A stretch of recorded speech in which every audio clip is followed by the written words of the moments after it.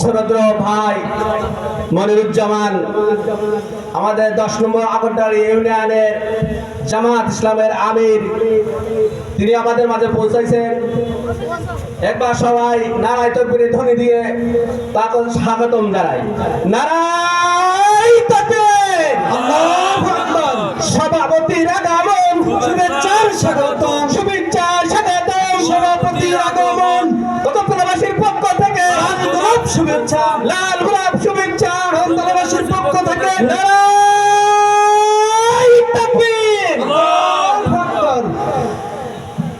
এই পর্যায়ে আলোচনা নিয়ে আছেন আমাদের মাঝে বালিয়াডাঙ্গা জামে মসজিদের খতিব মাওলানা মোহাম্মদ সাব্বির হোসেন। মাওলানা মোহাম্মদ সাব্বির হোসেন, আমি সাব্বির হোসেনকে কোরআন এবং হাদিসের আলোকে আলোচনা রাখার জন্য অনুরোধ করছি। আসসালামু আলাইকুম ওয়া রাহমাতুল্লাহি ওয়া বারাকাতুহু।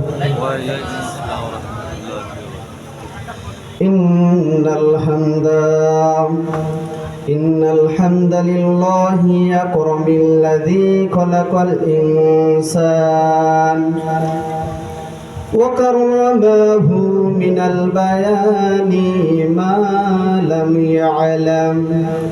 فسبحان الذي لا يحصى امتنانه باللسان ولا بالقلم.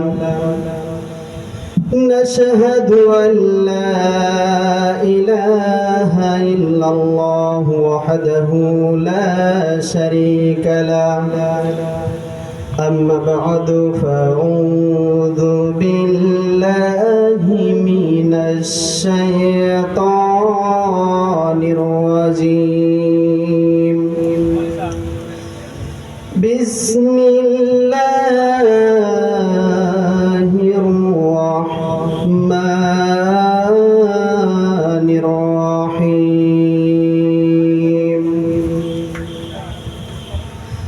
إذا جاءك المنافقون قالوا نشهد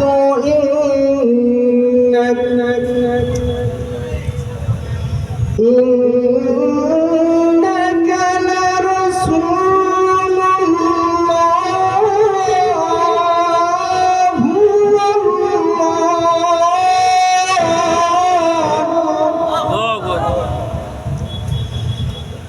والله يعلم إنك لرسوله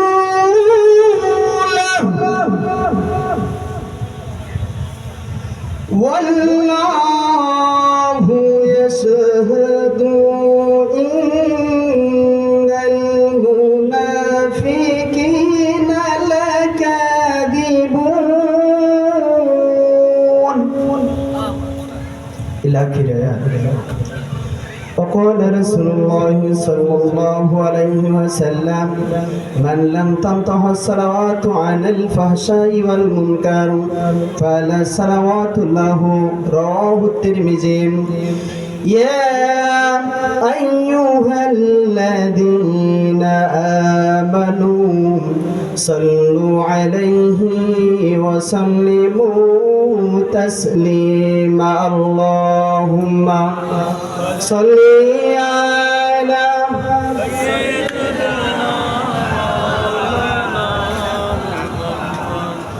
وعلى علي سيدنا.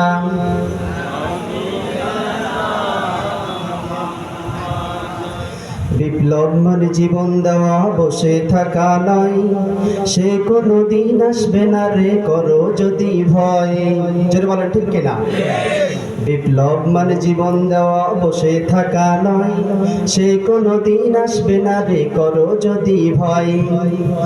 আসবে বিজয়ের রক্ত আর জীবনের বিনিময়, আসবে বিজয়ের রক্ত আর জীবনের বিনিময়। বিপ্লব মানে জীবন দেওয়া বসে থাকা নয়, সে কোনদিন আসবে না রে করো যদি ভয়। এই সাধারণ ছাত্র সমাজ রক্ত দিয়েছে কিন্তু পিছপা হয় নাই, যার কারণে 1971 সালের পরে আবার এই বাংলাদেশের সাধারণ জনতা আবার একটা স্বাধীন রাষ্ট্র দেখতে পেয়েছে। যারা বলেন ঠিক কিনা? লড়াইয়ের ওই ময়দানেতে যেতে তোমাকে হবে, প্রয়োজনে সব রক্তটুকু জমিনেই ঢেলে দিবে। লড়াইয়ের ওই ময়দানেতে যেতে তোমাকে হবে, প্রয়োজনে সব রক্তটুকু জমিনেই ঢেলে দিবে। তবুও তোমায় লড়তেই হবে, মানিবে না পরাজয়। তবুও তোমায় লড়তেই হবে, মানিবে না পরাজয়। বিপ্লব মানে জীবন দেওয়া বসে থাকা নয়, সে কোনদিন আসবে না রে করো যদি ভয়। বিপ্লব মানে জীবন দেওয়া বসে থাকা নয়, সে কোনদিন আসবে না রে করো যদি ভয়। আল্লাহু আকবার। আজকের এই আল্লামা শহীদ আল্লামা সাইদি রহমাতুল্লাহ আলাইহির মাগফিরাতের দোয়ার অনুষ্ঠানে আমরা যারা উপস্থিত আছি, আজকের দোয়ার অনুষ্ঠানের সম্মানিত সভাপতি আমার উস্তাজুল মোকাররম কাশিমপুর সিদ্দিকিয়া দাখিল মাদ্রাসার সম্মানিত সুপারিনটেন্ডেন্ট জনাব হযরত মাওলানা শেখ মনিরুজ্জামান দাবারকাতুয়ালিয়া। আমার বামে বসা আছেন আর একজন সম্মানিত ব্যক্তিত্ব, আমাদের আল্লাহ দান হাফিজিয়া মাদ্রাসার সম্মানিত সেক্রেটারি এবং আপনাদের বাজারেরই অন্তর্ভুক্ত একজন মোহাম্মদ আশরাফ আলী। আমার ডাইনে বামে অনেকেই বসা আছেন, আমার মসজিদের সম্মানিত সেক্রেটারি সাহেব থেকে শুরু করে এরপরে আজকের এই আপনার কদমতলা মসজিদের সম্মানিত সুযোগ্য ইমাম সাহেব, আমার নাম জানা নাই। আল্লাহ রাব্বুল আলামিন সম্মানিত ইমাম সাহেবকে যেন এই দিনের জন্য কবুল করেন, সকলে বলে আমিন। আমরা যারা এখানে উপস্থিত আছি এবং যারা শুনতেছি, আল্লাহর কাছে আমরা ভক্তি সহকারে দোয়া করি আল্লাহ যেন সকলকে এই বাংলার জমিনের জন্য, দিন ইসলামের জন্য কবুল করেন, সকলে বলে আমিন। আমি আমার আত্মার অন্তর থেকে আবার আপনাদের মাঝে শান্তির বায়াত এবং আত্মার মেহমানকে বৃদ্ধি করার জন্য আমি আরেকটি বার সালাম জানাই। আসসালামু আলাইকুম ওয়া রাহমাতুল্লাহি ওয়া বারাকাতুহু। সম্মানিত হাজিরিন, আমরা যারা এখনো দাঁড়িয়ে আছি আপনারা একটু সরে সরে আসুন। আমরা সামনে যে খালি জায়গাগুলো আছে এগুলো আমরা পূরণ করে নিই, কারণ যে ফাঁকা জায়গাগুলো আছে এই জায়গাগুলোতে শয়তান বসে আমাদেরকে ওয়াসওয়াসা দিতে পারেন। এই কারণে আমরা এসেছি কোরআনের কথা শুনতে, শয়তানকে এখানে কোনো প্রকার ঝামারি করতে দেব না। এই কারণে চলে আসুন, আপনারা ফাঁকা জায়গাগুলো একটু পুরা করে নিন, সামনে আগায় আগায় বসে। সম্মানিত হাজিরিন, আমি আপনাদের মাঝে সূরাতুল মুনাফিকের 1 নম্বর আয়াত তেলাওয়াত করেছি। আসলে বিষয় ভিত্তিক ভাবে বা পরিস্থিতি অনুযায়ী এই আয়াতটা যে কত গুরুত্বপূর্ণ আপনারা কোরআন এবং হাদিস থেকে শুনলে বুঝবেন যে আয়াতটা বর্তমান পরিস্থিতি অনুযায়ী কতটা গুরুত্বপূর্ণ। আল্লাহ রাব্বুল আলামিন সূরাতুল মুনাফিকের 1 নম্বর আয়াতের ভিতরে আল্লাহ তাআলা সুন্দর করে আপনাকে আমাকে জানিয়ে দিলেন। আল্লাহ তাআলা নিজেই বলছেন, তার নবীকে ডাক দিয়ে বলেন, ইযা জাআকাল মুনাফিকুন।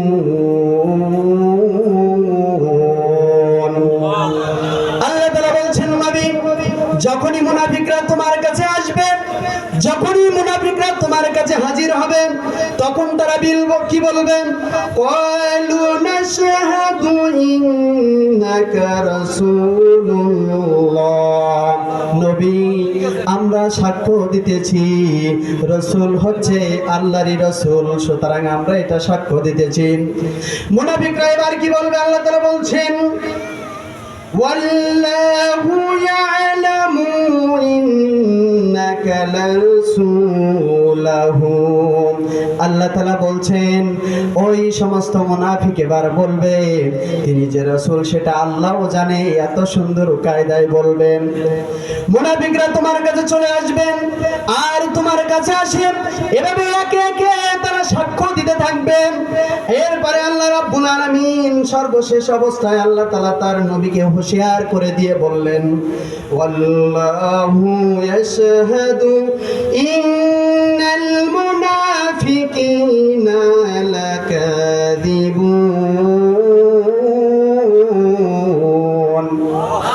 আল্লাহ তাআলা বলছেন নবী, আসলে ওই সমস্ত, ওয়াল্লাহি আল্লাহ তাআলা বলছেন নবী আমি বলছি, ওই সমস্ত মুনাফিকরা যতই সাক্ষ্য দিক না কেন, আমরা এই করিয়া আমাদের নবী এই আমাদের রব এই, সুতরাং আপনার কাছে এসে বলবে আমি আপনার দলে থাকতাম, আপনার পাশে থাকতাম, কিন্তু ওই সমস্ত মুনাফিকরা কাদিবুন, ওরাই কিন্তু মিথ্যাবাদী, ওরাই তোমার দলে ঢুকেন, ওরা তোমার পথ অনুসরণ করে তোমার ভিতরে ঢুকে তারা ঝালাফালা করে দিবে, একে অন্যের ভিতরে বিষ ঢুকায়ে তোমার দলের ভিতরে তারা ঝামেলা পাকিয়ে দেবে।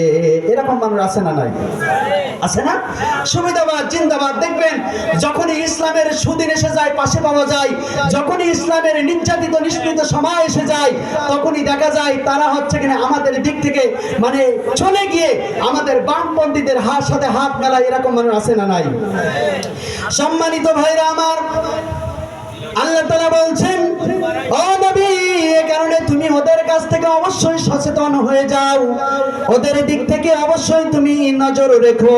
তারা কিন্তু তোমার দলে ঢুকে তোমার ভিতরে ঢুকে তারা তোমার দলের ভিতরে হানাহানি রাহাজানির পন্থা অবলম্বন করবে। আজকে আমাদের সমাজে দেখবেন আমাদের আমিরে জামাত ডক্টর শফিকুর রহমান সহ আমাদের যারা ইউনিয়ন ব্যাপী আমির সাহেব, তারা বারবারই বলছে কারোর ঘর বাড়ি ভাঙা যাবে না, কারোর গায়ে হাত দেওয়া যাবে না, কোনো মন্দিরে হামলা করা যাবে না, কোনো আছে হিন্দু ভাইদের গায়ে হাত দেওয়া যাবে না। কিন্তু এক শ্রেণীর মানুষ জামাত শিবিরের পরিচয় দিয়ে, বিএনপির পরিচয় দিয়ে তারা কি করতেছে? মারামারি, হানাহানি, লুটপাট করা শুরু করে দিয়েছে। জোরে বলেন ঠিক কিনা? সুতরাং আমরা যেমনি ভাবে আমাদের স্বাধীনতার রক্ষার্থে আমরা এই জাতি শান্ত থাকতে পারি, সবাইকে ক্ষমা করতে পারি, ঠিক এমনি ভাবে আবার প্রয়োজন যদি হয় এই স্বাধীনতা রক্ষার্থে ওই সমস্ত মানুষদের গায়ে হাত তুলতে আমরা বাধ্য হব। জোরে বলেন ঠিক কিনা? হয় আমাদের আমিরের জামাতের কথা শুনতে হবে, বিচার কথা শুনতে হবে, নাইলে এই দেশ থেকে তোমাদেরকেও তাড়ানো হবে। হয় কথা শুনবা, লাইনে আসবা, বেলাইনে চলবা। আমরাও কিন্তু যেমনি ভাবে স্বাধীনতা রক্ষার্থে ক্ষমা করতে জানি, তেমনি ভাবে স্বাধীনতা রক্ষার্থে তোমাদেরকে মারতেও জানি। সম্মানিত ভাইরা আমার, একটা কখন নাজির হয়ে গেল? হযরতে যায়েদ আরকাম রাদিয়াল্লাহু তাআলা আনহু এই হাদিসখানা বর্ণনা করেছেন। হযরতে যায়েদ ইবনে আরকাম রাদিয়াল্লাহু তাআলা আনহু কিতাবের মধ্যে এসেছে, তাফসীর ইবনে কাসিরের বর্ণনা এসেছে, তাফসীরে জালালাইনের বর্ণনাও একই পাওয়া গিয়েছে।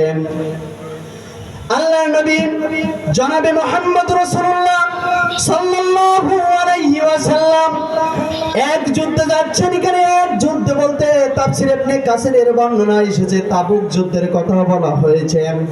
আল্লাহর নবী তাবুক যুদ্ধে যাচ্ছেন, এমন সময় সাহাবীরা সকলেই একত্রিতভাবে আল্লাহর নবীর অর্ডার মোতাবেক তারা অর্ডার কখন দেবেন, কখন আল্লাহর নবী অর্ডার করবেন এটা ফলো করতেছেন।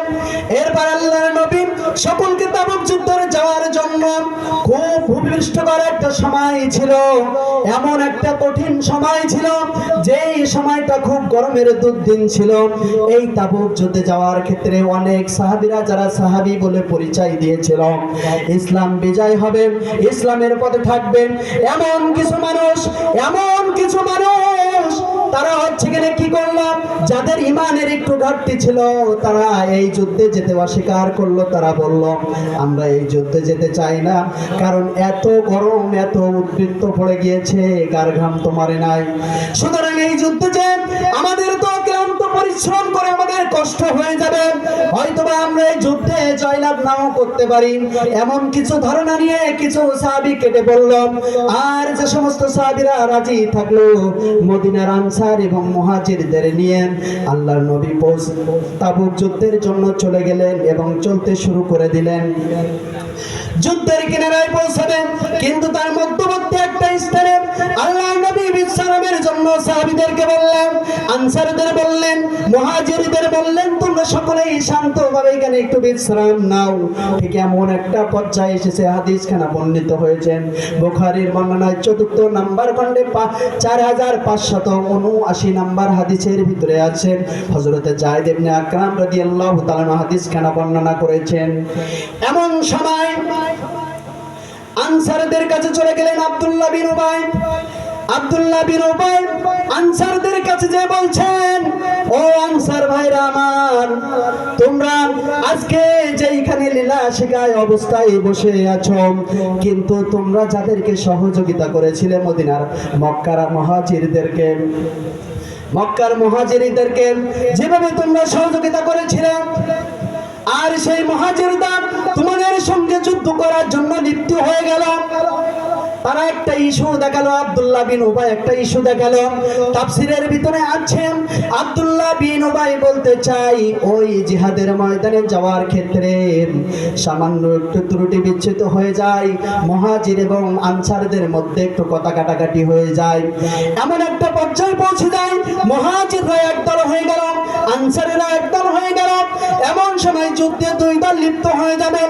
আল্লাহর নবীর কানে কথাটার আওয়াজ চলে গেল। আল্লাহর নবী সেখানে হাজির হয়ে বললেন, কি ব্যাপার, তোমাদের ভিতরে এত কেন গোলযোগ হয়, এত কেন আওয়াজ উৎপন্ন কণ্ঠে তোমরা কেন কথা বলো?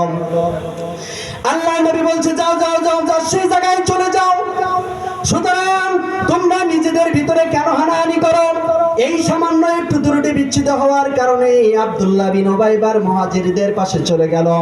মুহাজিরদের পাশে যে বলছেন, ও আমার মুহাজির ভাইরা, তোমরা শোনো, আজকে দেখো তোমরা যে সমস্ত আনসারদের পাশে গেল, আনসারদের বলছে, ও আনসার ভাইরা আমার, তোমরা মক্কা থেকে আগত যে মুহাজিরদেরকে তোমরা জায়গা দিয়েছিলেন, তোমরা তাদেরকে সহযোগিতা করতেছিলেন, এমনকি তোমাদের সম্পদগুলো মুহাজির ভাইদেরকে ভাগ বন্টন করতে চেয়েছিলে, কিন্তু সেই মুহাজিররা আজকে তোমাদের বিরুদ্ধে যুদ্ধ করতে চেয়েছেন।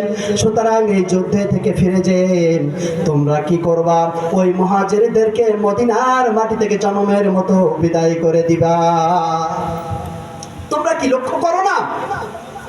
তোমরা কি লক্ষ্য করো না যে মুহাজিরদের তোমরা সহযোগিতা করেছিলে, সেই মুহাজিররা আজকে তোমাদের বিরুদ্ধে যুদ্ধ করতে চায়। সুতরাং এই মুহাজিরদেরকে আর তোমরা জায়গা দিবে না। এই যুদ্ধ থেকে শেষ করে মদিনায় যে তোমরা মদিনায় যত মুহাজির আছে তাদেরকে তাড়িয়ে দিবা। মুহাজিরদের মধ্যে অন্য একজন সাহাবী ছিল, যার নাম হযরতে যায়েদ ইবনে আরকাম রাদিয়াল্লাহু তাআলা। কথাটা শুনতে পেলেন আব্দুল্লাহ বিন উবাইয়ের কাছ থেকে। এই কথাটা তৎকালীন যুদ্ধে ছিলেন হযরতে ওমর ফারুক রাদিয়াল্লাহু তাআলা আনহু। হযরতে যায়েদ ইবনে আরকাম রাদিয়াল্লাহু তাআলা এই কথাগুলো যে হযরতে ওমর রাদিয়াল্লাহু তাআলা আনহুকে বললেন, ও ওমর, আজকে দেখো আব্দুল্লাহ বিন উবাই এই মদিনা থেকে মক্কা থেকে মদিনায় যতগুলো মুহাজির এসেছেন, এই আব্দুল্লাহ বিন উবাই আনসারদের বলে দিল এই যুদ্ধ থেকে ফিরেন। সুতরাং মদিনা থেকে মুহাজিরদেরকে তাড়াতে হবে। সুতরাং এই কথা সব জায়গায় আব্দুল্লাহ বিন উবাই পাবলিসিটি করতেছে।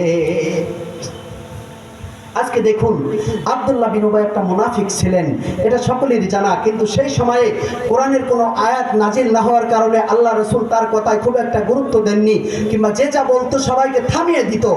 আজকে দেখুন, বিজয়ের লগ্নে এসে আব্দুল্লাহ বিন উবাই যে মুনাফিক, আল্লাহ রাসূলের ভিতরে ঢুকে যেমনি ভাবে আনসার এবং মুহাজিরদের ভিতরে গোলযোগ বাঁধিয়ে দিল, এমনকি তাদেরকে পৃথক করার মতো চেষ্টা করল। আজকে আমাদের সমাজে এসেও এই আব্দুল্লাহ বিন উবাইয়ের উদ্দেশ্য আমাদের ভাই ভাইয়ের ভিতরে ফাটল বাঁধানোর জন্য সর্বোচ্চ চেষ্টা করবে, আর তাদের চেষ্টাকে আমরা সর্বোচ্চ শক্তি দিয়ে তাদেরকে প্রতিহত করে এই বাংলার জমিয়ে তাদেরকে সাজা দেবই দেব।